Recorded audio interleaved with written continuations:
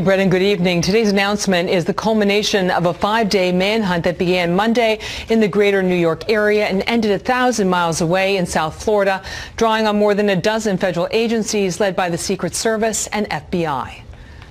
We have arrested Cesar Sayoc in connection with this investigation. The 56-year-old suspect was arrested in South Florida and is now facing 5 federal criminal counts for sending explosives through the mail and targeting current and former Democratic politicians. This is utterly unacceptable.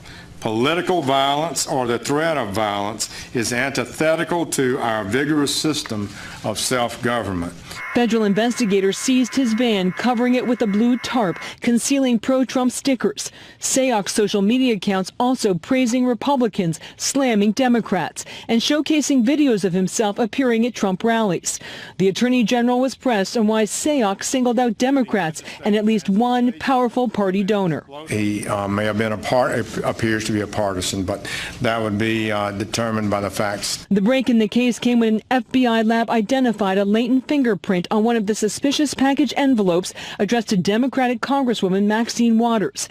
2 additional pieces of DNA evidence from other packages matched Sayoc, who was already in a law enforcement database because of his past criminal activity. The work of the men and women of law enforcement here and the work that was done over the last week is something that should make every American proud and grateful. Another device was discovered today in California, addressed to Democratic Senator Kamala Harris, and in New York City addressed to CNN contributor and former Director of National Intelligence James Clapper.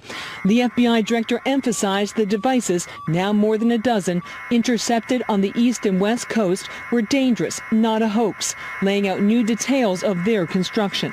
Each device consisted of roughly 6 inches of PVC pipe, a small clock, a battery, some wiring, and what is known as energetic material. A conviction on the 5 federal criminal charges, which could expand as the investigation progresses, carries a prison term of up to 48 years. The defendant's conduct as charged is cowardly and reprehensible and totally anathema to our democracy. In the last few minutes, we have learned that Sayoc will have his first court appearance in Miami on Monday. Earlier, a federal source told Fox that after that initial court appearance in Miami, Sayoc is expected to be transferred to New York City and prosecuted there. Nearly half of the packages were routed through the greater New York City area. Brett. You know, Catherine, the news conference was pretty detailed. They said that they were still investigating whether he had any help with anybody else. But what else was kind of left out of that? What we never really got to was the issue of premeditation. Was this something that he did over several weeks himself, so making him a lone actor in this offense, or was it done very quickly, which would suggest that he may have had help from someone who was witting or unwitting in this plot? Okay, Catherine, we'll follow it. Thank you. You're welcome. I want to bring in Kansas Republican Congressman Kevin Yoder with us now. And, sir, you're in a re-election battle yourself 11 days from now. Kudos to law enforcement. It appears, at the moment, job well done. Yeah, that's right. The Joint Terrorism Task Force, made up of the FBI, the U.S. Secret Service, ATF, the Mail Inspection Service, they've been working around the clock trying to catch this perpetrator that started earlier this week. We've got the 12th alleged package found this morning, and to find that we are finally captured this guy down in Florida, I think it brings a relief to the folks serving in office. News agencies, the amount of folks that are being targeted here, our heart goes out to them, whether you're Republican or Democrat. This is despicable, these domestic acts of terrorism. And so we've had the Joint Terrorism Task Force working around the clock. I talked to the director of the Secret Service yesterday. They were confident that they were bearing down on the perpetrator, and that the more packages he was sending, the easier it was going to make it for them to ultimately catch him. Yeah, sir, I'm just reading a tweet from the White House West Wing. The president says this: I will be speaking at the Young Black Leadership Summit in 15 minutes, where I will address the investigation into the bomb packages. We've seen a live picture from inside the White House, and when he comes to the microphone, we'll bring that to our viewers. The other information you have there is that you've been in touch with law enforcement through this. What else were they telling you as this investigation unfolded, sir? Well, they weren't really revealing a lot of the information because, of course, they didn't want to tip off the potential suspect that they were working towards apprehending him. But certainly that they felt that there was a lot of evidence that was being compiled based upon the magnitude or the multitude of packages that had been sent. And so clearly he's left a trail here. And I know that the Secret Service director and others that were working on this had the full effort of law enforcement. They badly wanted to find this man and make sure that he was arrested. As you were mentioning earlier on the program, the terror that this has been infecting, the American people with, whether it's mail facilities or congressional offices or media buildings. This is something that we had to find quickly and put a stop to. And so I think we're all somewhat relieved that we found this immediately, that we found this gentleman, this awful individual, and bringing him to justice. Suspect, yeah, and we're going to try to bring him to justice. Last question from me on this. The president tweeted about an hour ago that the story had been distracting voters, and he even suggested that the early voting returns have been very good for Republicans. Do you think that this has been a distraction of sorts? Well, I think it's been more than anything, I think it's been a horrible chapter in politics in which someone has been, alleged suspect's been sending packages to elected officials, scaring them and their families and their co-workers. And so more than anything, we were just focused on how we bring justice here, how we stop these packages from being sent. And so certainly 11 days left in the election, there are a lot of important issues, but this sort of went beyond the election and was more going to the heart of keeping people safe and bringing domestic terrorists to justice. You're in one of these toss-up districts, suburbs of Kansas City, etc. What have your constituents been saying about this? How have they been viewing this from Middle America? Well, I think they see this as the further angering of American politics. People on both sides are very angry about the political discourse in this country. I'm someone who's been trying to really lead on that. I co-chair the Civility Caucus with a Democratic colleague from the state of Missouri. We try to bring Congress together. When the shooting happened in Washington, D.C. last year, where members of Congress, Republican members of Congress, were shot at, we took that horrible tragedy and the attack on Steve Scalise in particular and used that as a moment to try to bring this country together. That anybody in either political party that has any sort of political axe to grind, we cannot let these angry words, this caustic political atmosphere turn into violence. And that's what we're seeing, with these packages being sent, and that's what we saw last year in that baseball field. So I don't think that this violence knows political boundaries. It doesn't know Republicans and Democrats. It can strike either way, and that's why we all must be unified in speaking out against it. Kevin Yoder, thank you. The Republican Congressional District number 3 in Kansas. Sir, thank you for your time and your commentary on this as we watch yet another slow drive, Sandra, the 4th one so far this week. Thomas Baker now. He served as a special agent for more than 30 years and as a management instructor at the FBI Academy in Quantico, Virginia. It's good to see you. Good to be with you. Man, the speed with which these investigators worked is mighty impressive. It certainly is. The FBI in this matter did what they do best. They investigated. And it sounds like, well, to hear it from the FBI, a fingerprint initially and then a couple of DNA samples. Yes, and what hasn't been commented on enough is the improvements we've had, and this whole country's benefited from, in forensics over the last decade. The FBI CJIS division in West Virginia, it was really a focus for all of this, and that hasn't been mentioned yet. They maintain this tremendous repository of the 10 prints and all the latent prints that are collected. And the technology now exists where they can search that single latent print that they found on that bomb fragment against these millions of latents and come up with an answer in minutes.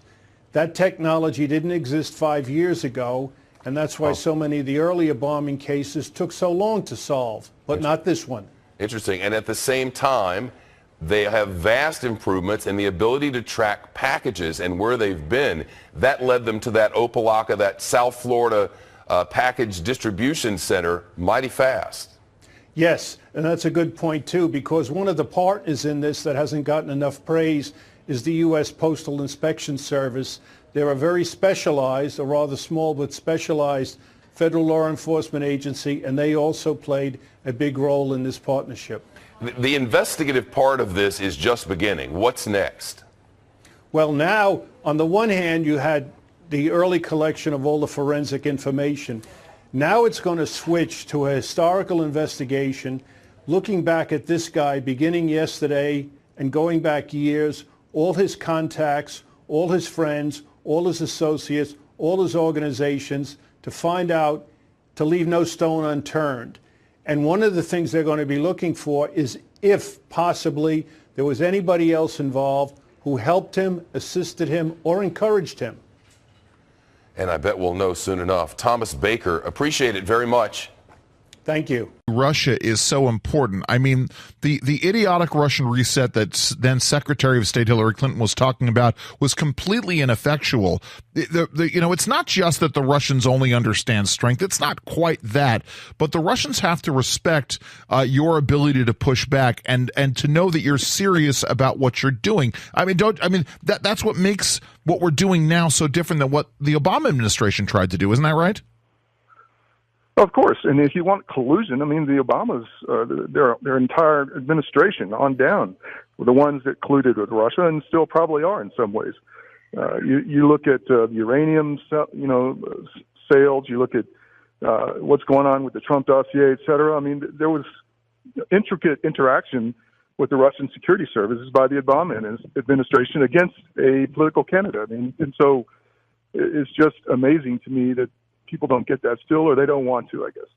Todd, how do folks find out more about what you're up to, the good work that you're doing?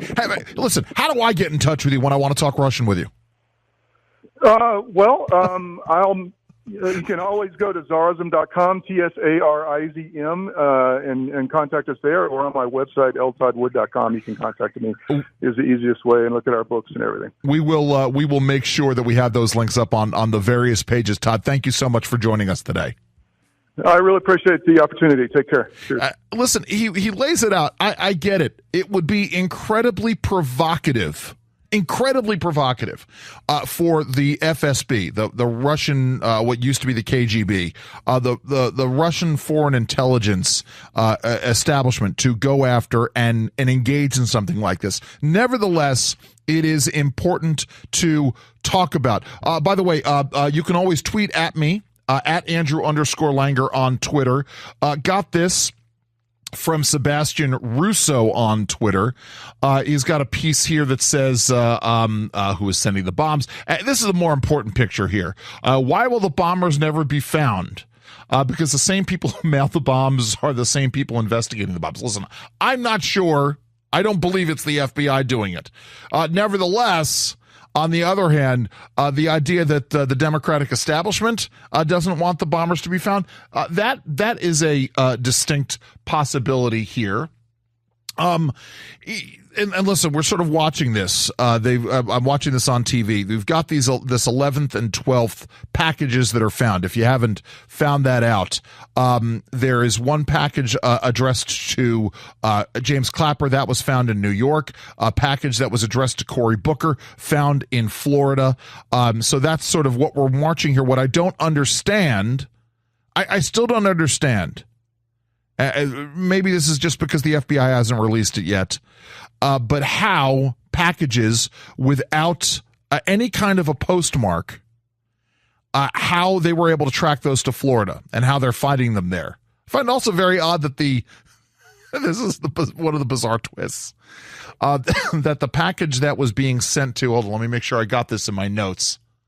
The package that was being sent to Eric Holder was somehow returned to Debbie Wasserman Schultz's office. That's bizarre to me.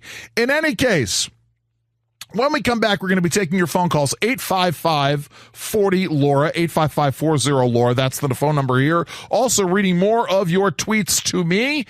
Tweet at me, at Andrew_Langer on Twitter. I'm Andrew Langer, sitting in for Laura Ingraham today. We'll be right back. I wanted to say that, and I thought your guest was amazing. On Tuesday, when this all started breaking out, I thought for sure, instantly, that this was the left trying to change the narrative and had nothing to do with the Republicans at all. I don't think the Republicans or the right would even stoop to something like this, sending bombs. I think that with the caravan, the mob mentality, the Kavanaugh effect, I think in the midterms coming on, I really believe, and I'm really happy to hear on your show today, that people are starting to question other sources, but even the left. I really believe it was the left that did this. I don't think it was the Russians. No, I mean, listen, it is, as I said, Occam's razor suggests that the most likely explanation is the correct one, and I'm a firm believer in that. And the reality is, listen, historically speaking, it has always been the so-called progressives, the leftists, the Marxists, who have chosen to use bombs as their tactic for terror. And this goes back more than 100 years. I'm sure that if I had talked to Todd about sort of the proto-Marxist movements in America back at the late 19th, early 20th century, you think about the various anarchist movements that were out there and the fact that they were quite literal. I mean, the concept of bomb throwing comes from this. So listen, David, I appreciate I appreciate the call. I want to go to Twitter real quick. As I said, will you tweet at me at Andrew_Langer on Twitter?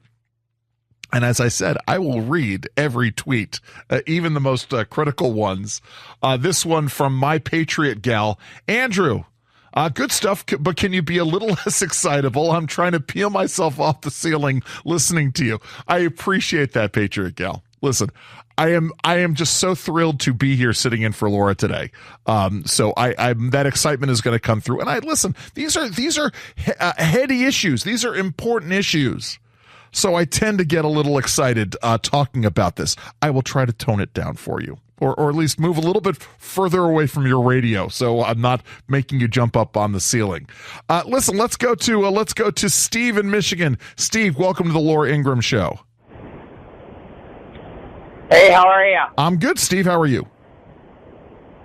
I'm good, thanks. Hey, listen, about the postmarkings on those packages, if the guy was smart, he would have put the postage, the appropriate amount of postage on them and put them in the drop box outside. So when they get to the distribution center, they're going to find the package and get ready to sort it and postmark it. And then when they grab that package and they see it, they'll immediately take that package out of the system before it even gets postmarked. Well, sure. Well, that certainly explains the one that was the ones that were found in Florida, the Cory Booker one, certainly. But in terms of the ones that were already at CNN, went to George Soros and went to Clinton, et cetera, those were delivered. Well, I guess they came through a sorting facility, but at some point, at the point of entry, they would have been postmarked. They wouldn't have been postmarked at the point of distribution, right? That's the whole point of having a postmark, is so that you know the origin, the source of the post office where they came out of. Isn't that right? I'm Andrew Langer, sitting in for Laura Ingraham. At Andrew_Langer is my Twitter handle, so please go and check that out there. In the meantime, as I said, taking your phone calls, let's go to Ed in Florida. Ed, you've been waiting patiently. What's on your mind? Hey, how you doing? I'm good.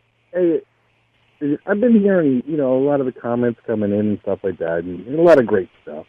A lot of speculation. I'm absolutely conservative, first of all. Yeah. I think the liberals, they're cracking me up. They're funny. But one thing I've noticed to listen to all this is a funny word, and I believe it's called irony. Yes. Now, we've got all these bombs and everything else going around, and everybody knows it's the conservatives, or no, it's absolutely the liberals. It's a big hoax. 15 minutes ago, we were talking about a guy by the name of Kavanaugh. Sure. We were really upset because there was a lot of hatred, a lot of anger, and he was already guilty with no evidence. We've received no information. Yeah, okay. We don't know anything of where any of this is coming from. And this is, but there's a big difference here, right?